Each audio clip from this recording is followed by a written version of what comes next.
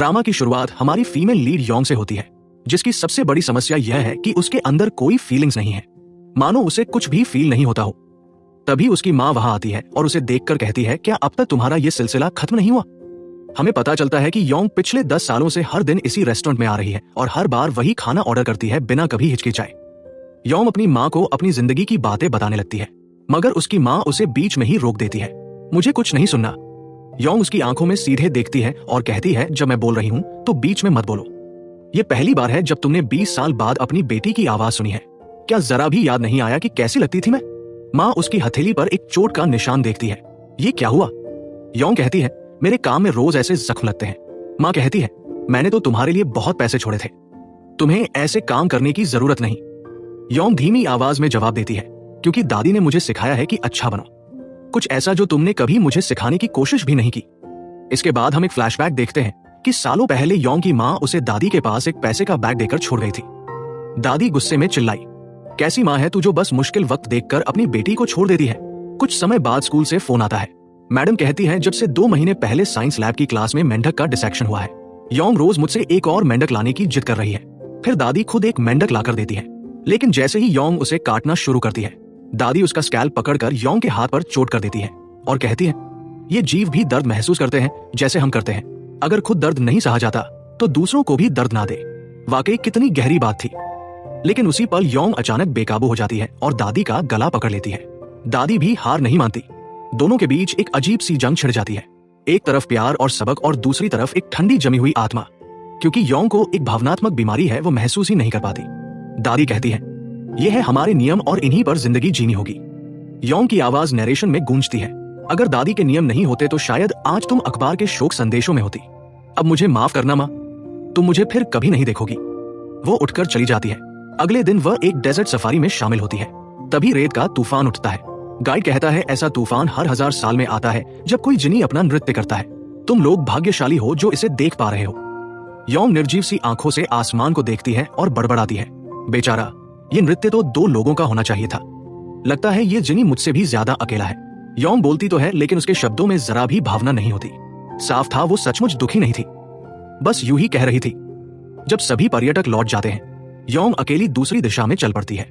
उसकी दोस्त उसे टेक्स्ट करती है, कैसा चल रहा ट्रिप? योंग जवाब देती है, रेगिस्तान बहुत सुंदर है, विशाल और खामोश। यहाँ एक कैक्टस लगाकर उसके पास खुद को दफन करने के लिए एकदम सही जगह है।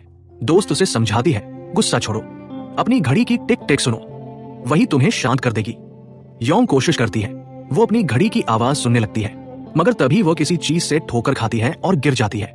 योंग का चेहरा रेत में धंस जाता है। वो किसी चीज से टकराई थी और जब ध्यान से देखती है तो पता चलता है वो एक पुराना जादुई चिराग है। गुस्से में वो उस पर टूट पड़ती है, उसे ऐसे मारती है जैसे वही उसकी माँ हो। वो अपनी सारी भड़ास, अपने अंदर का सारा दर्द उस चिराग पर निकाल देती है। जब थोड़ा शांत होती है तो देखती है, अरे ये तो बस एक चिराग है। वो उसे उठाती है, पलट कर देखती है और तभी धुएं के बीच से एक जिनी प्रकट होता है। किसी चीज से टकराई थी और जब ध्यान से देखती है तो पता चलता है वो एक पुराना जादुई चिराग है। गुस्से में वो उस पर टूट पड़ती है, उसे ऐसे मारती है जैसे वही उसकी माँ हो। वो अपनी सारी भड़ास, अपने अंदर का सारा दर्द उस चिराग पर निकाल देती है। जब थोड़ा शांत होती है तो देखती है, अरे ये तो बस एक चिराग है। वो उसे उठाती है, पलट कर देखती है और तभी धुएं के बीच से एक जिनी प्रकट होता है। लेकिन याद रखना, योंग कभी रिएक्शन नहीं देती, वो सिर्फ एक्शन करती है। ना डरती है ना चौंकती है, बस धीमी आवाज में कहती है, तू कौन है? जल्दी बोल वरना तुझे खत्म कर दूंगी। जिनी सीना फुलाकर घमंड से कहता है, मैं खुद शैतान हूं, पर लोग मुझे जिनी कहते हैं। योंग बिना जरा भी प्रभावित हुए मुड़ जाती है और वहां से चल पड़ती है। जिनी पीछे से चिल्लाता है, रुको, मैं 1000 साल से तुम्हें ढूंढ रहा था। लेकिन योंग ऐसे चल रही है जैसे उसे कुछ सुना ही नहीं दे रहा। बेचारा जिनी अपने लंबे बालों में उलझकर बार बार गिरता पड़ता उसके पीछे भागता है और यहीं से शुरू होती है योंग की अजीबोगरीब यात्रा। जब वो कमरे में लौटती है तो देखती है जिनी पहले से वहां मौजूद है। उसके लंबे बाल चारों तरफ बिखरे पड़े हैं। वो योंग को देखकर नाटकीय अंदाज में कहता है, 1000 साल हो गए हैं तब से ये बाल काटे नहीं है। योंग हंसी के साथ बोलती है, तो तुम्हारे बाल तो 1000 साल तक बढ़ते रहे पर तुम्हारी दाढ़ी को पता ही नहीं चला। अजीब है। जिनी सकपका जाता है, बड़बड़ाता है, कितनी बेइज्जती है ये, खैर छोड़ो। फिर वो अपनी कहानी बताने लगता है। वो कहता है कि 1000 साल पहले उसे उसी की वजह से श्राप मिला था और तभी से वो उस चिराग में कैद है। हर बार जब कोई इंसान चिराग पाता उसे 3 इच्छाएं मिलती और वो उन्हें पूरी करता। सदियों तक उसका सहायक पालतू सहित बाहर की दुनिया की खबरें देता रहा, जंगे, आविष्कार, इंसानों की नई नई चालें, सब कुछ। सईद तो चाहे तो काले चीते में भी बदल सकता था। एक दिन सईद ने कहा, अब इंसान पुनर्जन्म में विश्वास करने लगे हैं कि आत्मा दोबारा जन्म ले सकती है। जिनी हंस पड़ा, क्या बकवास है ये? लेकिन उसी दिन उसने कसम खाई, मैं तब तक इंतजार करूंगा जब तक वो औरत यौम दोबारा जन्म लेकर वापस नहीं आती, और तब मैं उसे खत्म कर दूंगा। क्योंकि जिनी के मुताबिक इंसान लालची, स्वार्थी और झूठे होते हैं, और यौम ने उसे यह साबित कर दिया था कि इंसान झूठे, लालची, स्वार्थी नहीं होते हैं, क्योंकि उसने अपनी तीनों इच्छाएं खुद के लिए नहीं बल्कि दूसरों की मदद के लिए मांगी थी, और उसकी आखिरी इच्छा ही थी जिसने जिनी को चिराग में कैद कर दिया। 900 साल गुजरने के बाद जिनी ने एक प्रार्थना की, हे ईश्वर, अगर मुझे आजाद करने वाला इंसान नेक हुआ तो मुझे नरक में भेज दे, पर अगर वह भ्रष्ट निकला तो मुझे 3 लोक में जाने की आजादी हो। वो यौम की ओर देखते हुए तंज कसता है, और फिर तुम आई। इतनी जोर से चिराग झकझोरा कि मेरा पेट ही उलट गया। अभी अभी खाना खाया था। यौम बिना किसी हाव भाव के कहती है, अजीब है ना, तुम मुझे डरा पा रहे हो ना मैं तुम्हारा आदर। यौम बिना किसी हाव भाव के कहती है, अजीब है ना, तुम मुझे डरा पा रहे हो ना मैं तुम्हारा आदर कर पा रही हूं। जिनी मुस्कुराता है, कोई बात नहीं, इंसानों को बिगाड़ना तो मेरा पसंदीदा शौक है। यौम ठंडी आवाज में जवाब देती है, तो बताओ मुझसे क्या चाहते हो? वो कहता है, 3 इच्छाएं मांगो, लेकिन याद रखना तुम मृतकों को वापस नहीं ला सकती, भविष्य की यात्रा नहीं कर सकती, और एक इच्छा में 3 इच्छाएं भी नहीं मांग सकती। जिनी ने कहा, बाकी जो भी मांगोगी तुरंत पूरा कर दूंगा। लेकिन यौम ने जैसे कुछ सुना ही नहीं, वो उसे पूरी तरह नजरअंदाज कर रही थी। जिनी उसके पीछे हर जगह घूमता है, दुकानों में, कैफे में, यहाँ तक कि ज्वेलरी स्टोर तक में वो उसे चिढ़ाता रहता है, और यौम गुस्से में उसे झिड़कती रहती है। आसपास के लोग सोचने लगे कि वह पागल है और किसी अदृश्य इंसान से बात कर रही है। तभी जिनी हंस पड़ा और बोला, अरे हाँ, मैं बताना तो भूल ही गया, मुझे सिर्फ तुम देख सकती हो। यौम ने उसे घूर कर देखा, कमाल है, अब सबको लगेगा कि मैं दिमागी तौर पर पागल हूँ, और ये सब तुम्हारी वजह से। जिनी मुस्कुराया, सच तो यह है कि तुम थोड़ी पागल होगी। बस ये सुन के यौम ने फट से चिराग उठाया और समंदर में फेंक दिया।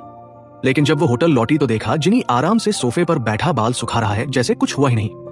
वो गुस्से से बाहर निकली और अगले ही पल उसने वो चिराग एक आदमी को 1 दिरहम में बेच दिया। लेकिन जब घर लौटी तो क्या देखती है, जिनी फिर वही है, सोफे पर बैठा उसी दिरहम को उछालते हुए कह रहा था, अब तुम मेरी मालिक हो, मैं तुमसे दूर नहीं रह सकता। यौम ने सोचा शायद अगर वह उसकी कमजोरी ढूंढ ले तो उससे छुटकारा पा सकेगी। वो बोली, तो बताओ क्या तुम उड़ सकते हो? जिनी ने मुस्कुराया, उसका हाथ थामा और बोला, आओ दिखाता हूं। कुछ ही सेकंड में वो आसमान में उड़ रहे थे, यौम को अपनी बाहों में थामे हुए जैसे कोई सुपर हीरो। वो ऊंची इमारत की छत पर उतरे। यौम नीचे झांक कर बोली, वाह, तो तुम सच में जिनी हो। अगर मैं तुम्हें यहां से धक्का दूं तो क्या तुम इंसानों की तरह मरोगे? जिनी हल्की हंसी में बोला, तुम मजाक कर रही हो ना? लेकिन इससे पहले कि वो कुछ और कह पाता, यौम ने सच में उसे धक्का दे दिया। वो नीचे गिरा और पल भर में वापस सामने प्रकट हुआ। अब उसका चेहरा बदल चुका था, अंधकार से भरा, डरावना। वो बोला, अच्छा हुआ तुमने ये कर दिया। अब अच्छा, जिनी मर चुका है, मुझे तो ये चेहरा पहले ही दिखा देना चाहिए था। उसे अचानक याद आई वो लड़की 1000 साल पहले की, जिसने कहा था सजा चाहे जितनी भी हो, साथ साथ बांट लेंगे। वो लड़की इतनी नेक थी कि उसकी याद उसे सता रही थी। जिनी ने भारी सांस ली और कहा, सोचा था जब तुमसे दोबारा मिलूंगा तो तुम बदल चुकी होगी, लेकिन इस तरह नहीं, इतनी बेरहम बन जाओगी ये नहीं सोचा था। चलो अब अपनी पहली इच्छा मांगो, मुझसे माफी मांगो और अपनी जान की भीख मांगो। वह उसका गला पकड़कर जोर से दबाने लगा। 3 इच्छाएं पूरी होते ही जब मैं आजाद हो जाऊंगा तो सबसे पहला काम होगा तुम्हारा अंत। लेकिन यौम गला दबाने के बावजूद भी मुस्कुरा रही थी। वो बोली, तो फिर अभी कर दो, क्योंकि यही पल मेरी जिंदगी का सबसे खुश पल है। जिनी ठिठक गया, ये कैसी पागल औरत है, मौत के मुंह में हंस क्यों रही है? और यही ये एपिसोड खत्म हो जाता है।